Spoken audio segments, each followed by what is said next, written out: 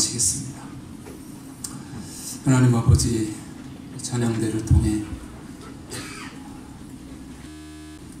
귀한 찬양을 하나님 앞에 올려드리게 해주셔서 감사합니다. 십자가의 주님을, 생명 되신 주님을 믿고 의지하며 바라보며 나아가는 그러한 은혜가 우리 안에 넘쳐날 수 있도록 역사하여 주시옵소서. 하나님께서 친히 이 시간 말씀하여 주시고 우리의 영혼을 소성케 해주시고 우리의 속사람이 더욱 강건해지고 주의 음성 들으며 주의 말씀에 집중하는 가운데 하나님께서 예비하신 놀라운 은혜가 우리의 심령을 온전히 둘러덮는 역사가 일어나게 하여 주시옵소서.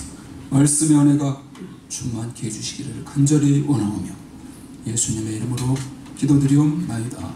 아멘. 사는데 자리가 꽉 차가지고 오늘 보니까 앞으로 들어가고 싶어도 못 들어가실 거예요. 자리가 없어요. 참 감사합니다. 우리 지난주 암송 말씀, 짧은 말씀이죠. 참 우리가 신앙생활하면서 정말 중요한 말씀이라고 그렇게 생각을 하는 말씀인데요. 같이 누가복음 6장 41절 말씀, 어찌하여, 이 말씀 같이 암송해 보시겠습니다. 어찌하여 형제의 눈 속에 있는 티는 보고 내 눈 속에 있는 들보는 깨닫지 못하느냐. 누가복음 6장 41절 말씀. 어찌하여 형제의 눈 속에 있는 티는 보고, 자꾸 결국 나를 봐야 되는데 나는 보지 못하고 자꾸만 형제의 눈 속에 있는 조그만 티는 보면서 정작 내 눈 속에 있는 커다란 나무 토막을 왜 보지 못하느냐, 그것을 왜 깨닫지 못하느냐 주시는 말씀 여러분들이 꼭 기억하시면서 신앙생활 하실 때 더 도움이 되시리라 그렇게 여겨지고요. 밑에 있는 다음 주 암송말, 이번 주 이제 암송 말씀이 좀 긴데 여러분들에게 익숙한 그런 말씀이라고 여겨집니다. 그래서 좀 길더라도 우리가 꼭 암송해야 되는 말씀이어서 그 말씀을 우리가 이번 주에 암송하면서 하나님 말씀의 중요성, 이따 오후 시간에도 성경을 읽으라는 그런 말씀으로 하나님 말씀에 대한 말씀을 함께 나누실 텐데, 우리가 이 말씀도 한번 열심히 암송하시면서 말씀의 은혜를 이렇게 풍성하게 누리시기를 바랍니다. 같이 하실까요? 종교적 신앙생활의 위험, 그런 제목의 말씀입니다. 찰스 스윈돌이라는 유명한 설교자가 있습니다. 이 목사님이 교회를 개척해서 큰 교회로 성장시킨 후 이제 나이가 환갑이 되어서 달라스 신학교의 총장으로 갔습니다. 학교를 큰 규모로 키워놓고 다들 은퇴할 나이인 65의 나이에 주변 성도들의 간절한 요청을 따라 다시 달라스의 교회를 개척했습니다. 지금 그 교회의 성도가 10,000명 정도가 되는 대형 교회입니다. 목사님은 80살이 넘었는데도 현장에서 활발하게 사역을 하고 계십니다. 하루는 이 목사님에게 어떤 분이 이런 질문을 했습니다. 평생 단 한 번의 설교밖에 할 수 없다면 어떤 설교를 하시겠습니까? 그러자 목사님은 조금의 망설임도 없이 이렇게 대답했습니다. 제 설교의 제목은 종교적 그리스도인이 되지 않는 방법이 될 것입니다. 일반적으로 세상 사람들도 종교에 대해 호감을 가지고 있습니다. 그렇다 보니 석가모니, 마호메트, 공자, 그리고 예수를 성자로 여기며 욕하는 사람이 별로 없습니다. 정치인들은 정치할 때도 이 세상에 자유와 평화가 필요함을 알고 늘 종교인들을 가까이 하려고 애쓰기도 합니다. 물론 자기들의 표밭으로 이용하는 경우도 있기는 합니다. 그런데 여러분, 왜 성경은 그처럼 종교적이 되는 것에 대해 경고를 할까요? 사실 우리가 조금만 자세하게 역사를 관찰해 보면 그 이유를 어렵지 않게 알 수 있습니다. 과거의 역사를 보면 종교적인 것이 좋지 않음을 알 수 있습니다. 인류 역사에서 대학살과 삼상이 일어난 이유가 무엇인가? 한결같이 종교인들 때문입니다. 11세기부터 200여 년 동안 이슬람에서 예루살렘을 탈환하기 위해 일으켰던 십자군 전쟁을 우리는 잘 압니다.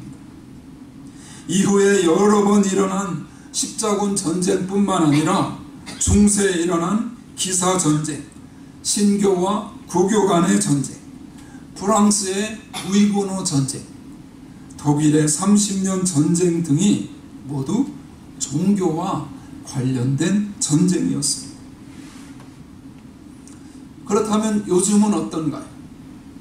중동의 화약고인 이스라엘과 주변국의 전쟁은 다름 아닌 유대교와 이슬람의 종교 전쟁입니다. 더 멀리 갈 곳도 없이 현 세계를 가장 위협하는 테러 집단인 IS. 이 IS는 과격 이슬람주의자들의 종교 집단입니다. 이처럼 종교적인 사람들의 모든 형식을 제대로 추적한다면 우리는 결코 종교적이라는 말을 좋게 해석할 수 없을 것입니다. 사도 바울은 인류의 죄를 고백합니다. 하나님은 하나님께 대항하여 반역한 사람들을 버려두신다고 했습니다. 내어 버려두신다고 했습니다. 그 결과 몸과 영에 심각한 타락이 찾아옵니다. 이것이 바로 우리의 형편임을 로마서 1장에서 말씀해 주었습니다.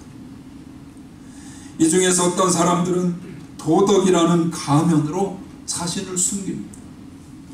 하지만 하나님은 자신이 남보다 선하고 깨끗하다고 합리화하는 사람들을 바울을 통해 정죄하기 시작하십니다. 오늘 하나님은 우리의 종교적 가면을 벗겨내십니다. 하나님은 이 세상 그 누구도 종교적 가면 뒤에 숨을 수 없다고 말씀하십니다. 그런 면에서 우리는 종교적 가면 뒤에 있는 우리의 연약함을 또 우리의 추악함을 봐야 합니다. 이것을 봐야 십자가가 보이고 이것을 봐야 복음에 대한 갈급함이 생깁니다. 로마서 2장의 1차 청중은 유대인입니다. 그러나 2차 청중은 현대의 그리스도인들, 바로 저와 여러분을 향한 말씀입니다. 그러므로 우리는 종교적인 모습의 양상을 살펴보며 말씀을 통해 종교적 가면을 벗어버려야 할 줄로 믿습니다. 그렇다면 유대인들은 어떻게 해서 그 귀한 택함의 자리에서 종교인이 되어 하나님께 버림을 받았을까요? 하나님은 그 이유를 명백하게 말씀하십니다. 여러분, 종교인의 특징이 무엇인가요? 바로 특권의식에 사로잡혀 마음을 교만히 하는 것입니다.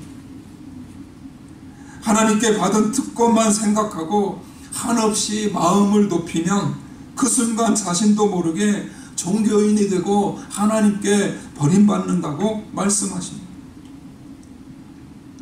오늘 본문은 유대인이 종교인이 된 첫 번째 이유가 바로 그들의 특권의식, 그 특권의식과 교만 때문이었다고 말합니다.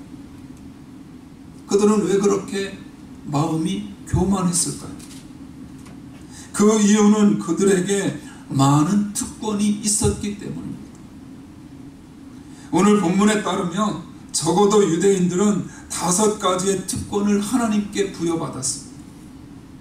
바로 유대인이라는 명칭과 하나님의 진리를 소유했다는 것과 하나님과 특별한 관계라는 것, 하나님의 뜻을 아는 것, 그리고 열국을 가르칠 책임입니다. 이것이 하나님이 유대인에게 주신 놀라운 특권이었습니다. 하나님은 만민을 구원하시기 위해 이 세상의 수많은 민족 중에서 유대인을 택하시고 그들에게 이 특권을 베푸신 것입니다. 그런 면에서 오늘 우리는 본문에 나타난 유대인들의 특권 의식과 교만을 살펴보면서 교회의 전반적인 영성과 하나님 앞에서의 우리의 태도를 면밀히 살펴보아야 합니다. 왜냐하면 저와 여러분 역시 유대인 이상의 특권을 하나님께 부여받은 자들이기 때문입니다. 그렇다면 종교인의 특징이 무엇인가요? 그것은 먼저 자신의 지위와 명칭을 은근히 자랑하는 것입니다. 오늘 본문 17절 말씀을 함께 읽습니다. 유대인이라 불리는 내가 율법을 의지하며 하나님을 자랑하며. 이 말은 유대인들의 마음속에 있는 자만심, 교만함을 지적합니다. 유대인이라고 우쭐대는 내가, 그런 말입니다. 이 말은 하나님을 자랑하는 게 아니라 스스로 선택받은 민족이라고 의시되며 자랑하는 것을 말합니다. 그래서 사도 바울은 17절에서 유대인이라 불리는 내가라고 말하는 것입니다. 우리는 그리스도인이라는 명칭을 좋아합니다. 교회 안에 장로와 권사, 집사 등 여러 직분이 있습니다. 그러나 우리는 그 직분으로 정말 하나님의 영광을, 하나님이 우리의 직분으로 말미암아 영광을 받으시는지 질문해 보아야 합니다. 저도 마찬가지입니다. 여러분, 그런 면에서 그리스도인이라는 명칭과 받은 직분으로 하나님께 영광을 돌리고 계신가? 오늘 본문은 유대인이 하나님의 말씀을 받아 관리할 책임과 특권을 부여받았다고 말씀합니다. 그렇다면 우리는 어떤가요?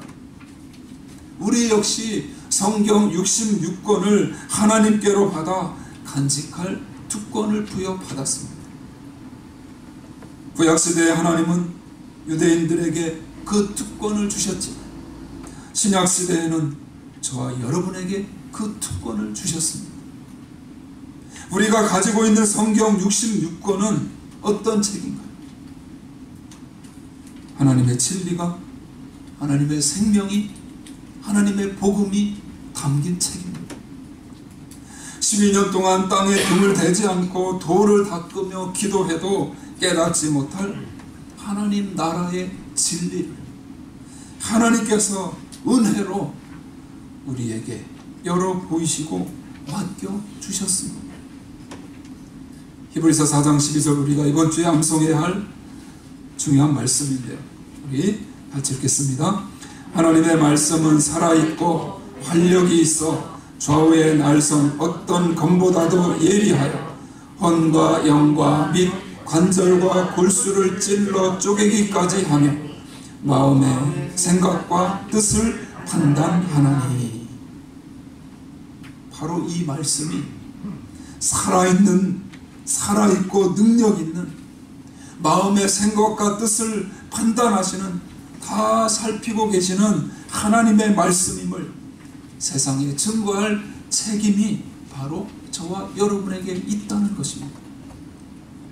그 책임은 말씀을 내 삶에 적용하고 말씀이 홍해를 가르고 사람을 완전히 변화시킬 수 있음을 만방에 증거할 때 이행되는 것입니다.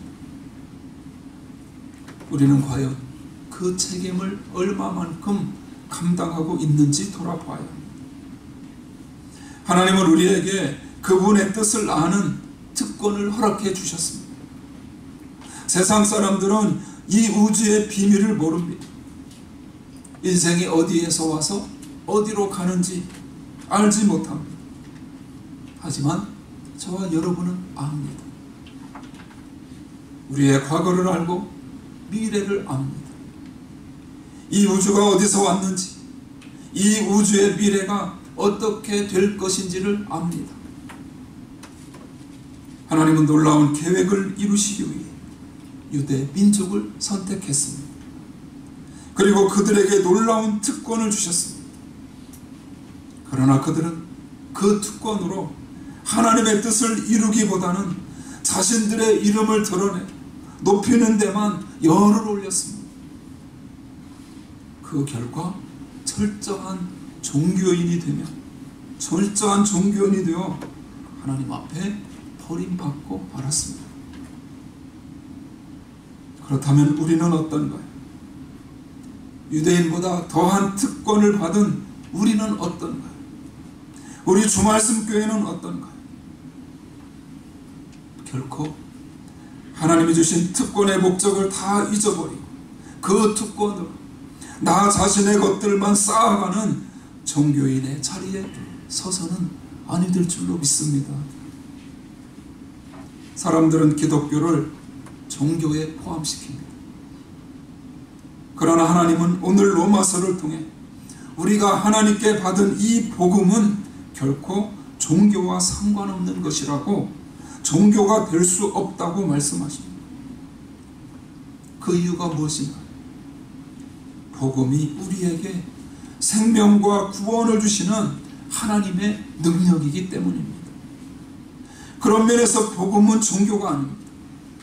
이 말씀을 통해 종교적 가면을 쓰고 살아가는 이 시대의 교회의 흐름에서 벗어나 돌이키는 은혜가 있기를 바랍니다. 종교인에게 나타나는 두 번째 특징은 말씀을 주장만 할 뿐 자신의 삶에 전혀 적용하지 않는다는 것입니다.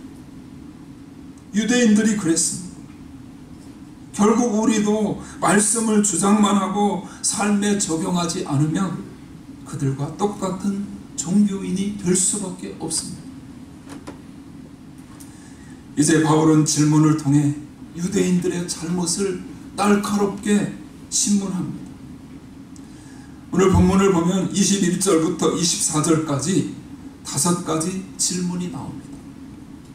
그런데 그 5가지 중에서 첫 번째 질문이 가장 중요합니다. 왜냐하면 거기에 요점이 있기 때문입니다. 21절을 한번 보실까요? 그러면 다른 사람을 가르치는 내가 내 자신은 가르치지 아니하느냐? 이것이 바로 유대인들의 가장 큰 문제였습니다. 또는 모든 종교인의 문제이기도 합니다. 이 문제가 너무나 치명적이었기 때문에 하나님은 구체적인 예를 들고 유대인들의 잘못을 이렇게 지적하십니다. 이어지는 질문을 계속 보십시오. 도둑질하지 말라 선포하는 내가 도둑질하느냐? 간음하지 말라 말하는 내가 간음하느냐? 우상을 가증히 여기는 내가 신전 물건을 도둑질하느냐? 율법을 자랑하는 내가 율법을 범함으로 하나님을 욕되게 하느냐?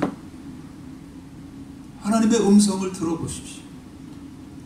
이것은 하나의 예시에 불과합니다. 유대인들이 지은 죄를 열거하자면 끝이 없을 것입니다.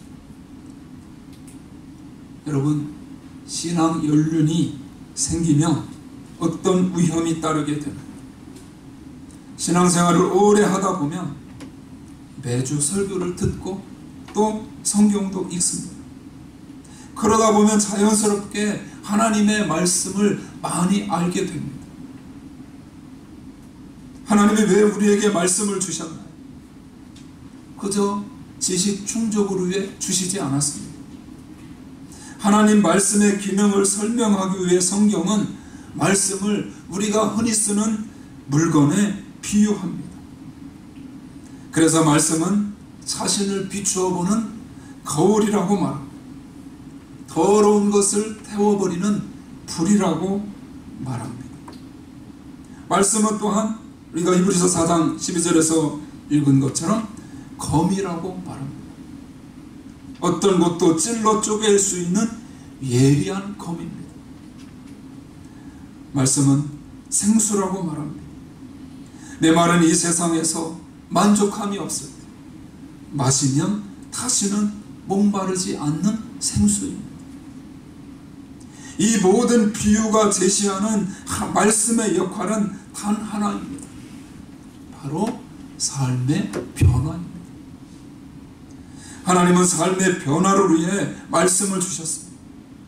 달라스 신학교의 하워드 핸드릭스 교수는 성경 연구에 대한 아주 간단하지만 놀라운 등식을 언급했습니다. 말씀을 관찰하고 해석합니다. 그런데 그 후에 적용을 하지 않으면, 나와 내 생명과 내 심령과 상관 있는 말씀으로 적용하지 않으면 마치 아이를 낙태하는 것과 같다고 말합니다. 서로 사랑하는 남녀가 결혼하여 임신을 하면 얼마나 기뻐하나요? 아이가 엄마의 태에서 자랍니다. 그러다가 출산이 임박한 시기, 배가 남산처럼 나왔을 때 낙태를 한다면 얼마나 큰 죄악인가요? 우리가 하나님의 말씀을 날마다 듣고 그 내용을 다 알면서 정작 그 말씀을 나 자신의 삶에 적용하지 않으면 마치 낙태라는 죄를 저지르는 것과 같다는 것입니다. 이것이 바로 유대인들의 잘못이었습니다. 이것이 바로 종교인인가 아닌가를 구분하는 기준입니다. 이렇게 볼 때 종교인의 특징은 무엇인가요? 말씀을 알지만 그 말씀으로 남들을 판단하기만 할 뿐 자신의 삶에는 전혀 적용하지 않는 것입니다. 바리새인들은 우리보다 몇 배는 더 말씀을 많이 알았습니다. 또 그들은 말씀 그대로 열심히 실천도 했고 또 말씀을 깊이 연구했습니다. 그런데 왜 예수님께서 회칠한 무덤이라는 참혹한 꾸중을 그들을 향해 하셨을까요? 그들은 하나님의 말씀을 머리로만 이해하고 남을 판단하는 데에만 사용했기 때문입니다. 아는 게 많다 보니 잘못된 것도 그만큼 잘 보였습니다.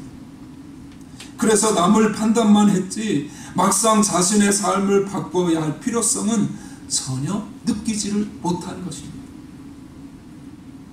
말씀을 자신을 위한 거울로 사용하지 않았던 것입니다. 예수님이 성전에 계실 때 두 사람이 기도하러 나왔습니다. 세리는 자신이 죄인임을 알고 사람들 앞에 나설 용기조차 없어 성전 구석에 아무도 보지 않는 곳에서 애통하며 회개합니다. 아버지, 저는 죄인입니다. 저는 죄인입니다. 긍휼히 여기시고 불쌍히 여겨달라고 눈물을 흘리며 기도했습니다. 그러나 바리새인은 어떻게 기도했나요? 당당하게 걸어나와서 모든 사람이 보는 앞에서 하늘을 향해 두 손을 들고 목소리를 높여서 기도합니다. 하나님, 저를 저 세리와 같이 않게 하시니 감사합니다. 자신의 기도를 한 것이 아니라 세리가 죄인이라니까 저 죄인과 같지 않아서 감사하다는 그런 기도를 드리고 있습니다. 예수님은 제자들에게 하나님이 누구의 기도를 들으셨을지 모르십니다. 그리고 예수님은 세리의 기도를 들으셨다고 대답하십니다. 여러분, 말씀의 거울 앞에 비추어 볼 때 흠이 없는 자가 누가 있을까요? 말씀의 거울 앞에 선 자들이 어떻게 가난해지지 않을 수 있을까요? 어떻게 애통해하지 않을 수 있을까요? 그러나 세월이 흘러가고 신앙의 열린이 생기다 보면 마음이 무뎌질 수 있습니다. 대부분의 말씀을 알고 설교도 거기서 거기라고 생각을 합니다.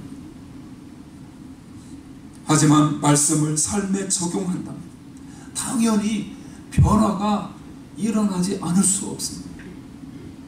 그래서 또 늘 똑같은 모습의 남편과 아내가 아니라 세월이 가면 갈수록 부부 사이는 더욱 깊어져야 합니다.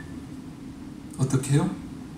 마음이 더 넓어지고 말도 더 덕스러워지고 생각도 더 거룩하고 하나님을 향한 열정도 더 깊어져 가게 됩니다.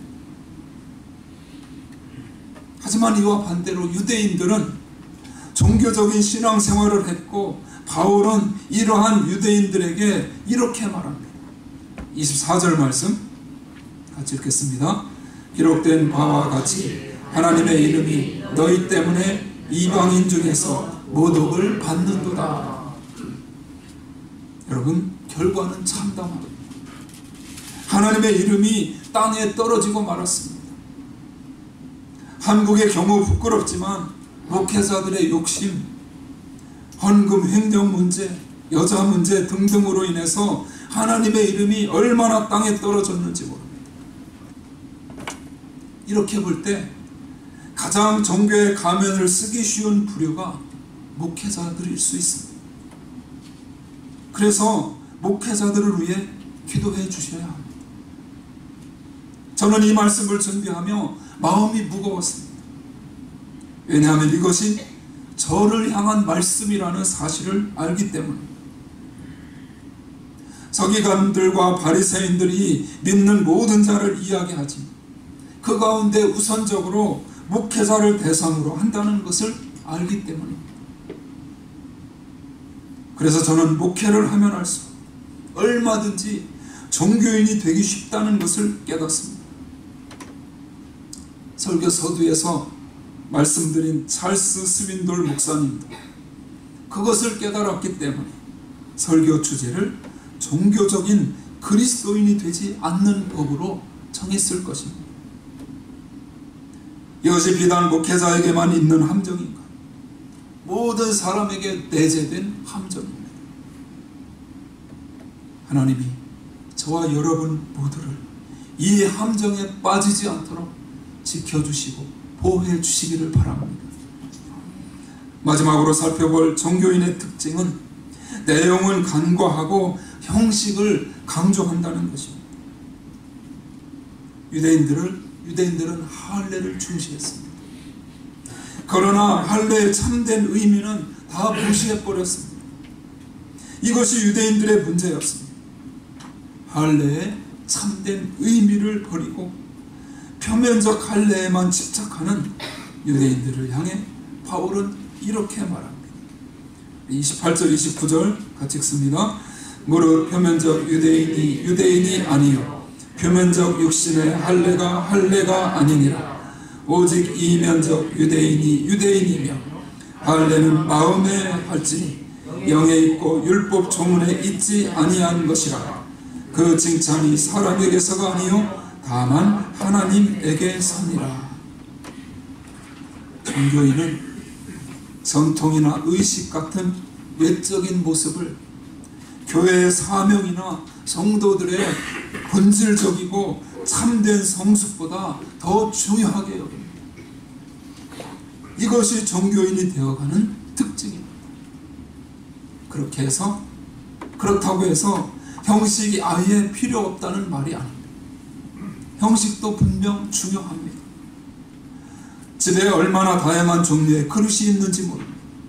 냄비, 뚝배기, 밥그릇, 국그릇, 접시, 종지, 찻잔 등등 각각의 용도가 다 다릅니다. 그러나 그것이 아무리 중요하다고 해도 그보다 더 중요한 것은 그 그릇에 담긴 음식입니다. 음식이 없으면 그릇이 무슨 소용이 있을까요? 여러분, 하나님이 할례를 명하신 이유는 무엇인가요? 유대인들이 하나님께 택함받은 사람임을 기억하며 하루에 몇 번이고 생각하며 살라는 것입니다. 하나님을 기억하고 그분의 뜻대로 살아가기 위해서입니다. 그런 면에서 진정한 할례는 방금 읽은 말씀에 나오는 것처럼 마음에 받는 것입니다. 형식의 가치는 그 형식이 내용을 나타낼 때만 증명이 되는 것입니다.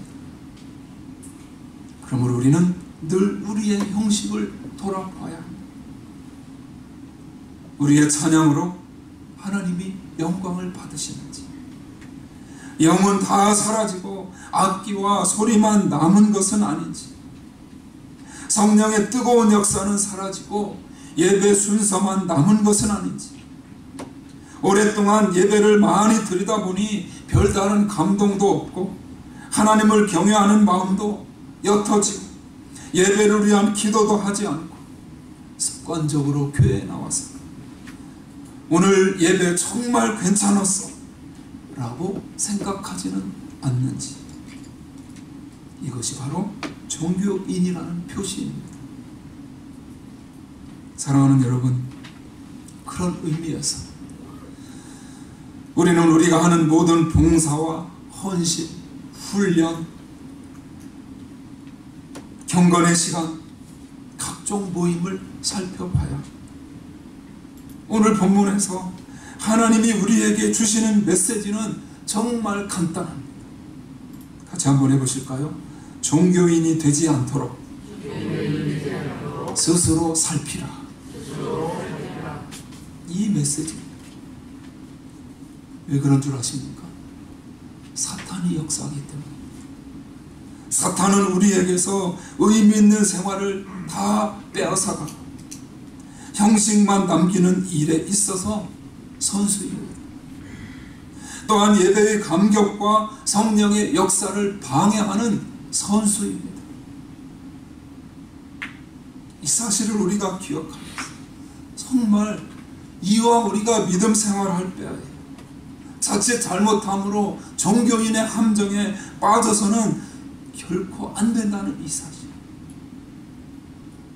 정말 하나님이 우리의 예배를 받으시고 우리의 마음과 생각을 받으시고 우리의 정성을 받으시고 우리의 모든 일거수일투족을 하나님이 받으시도록 우리가 행해야 된다는 이 사실.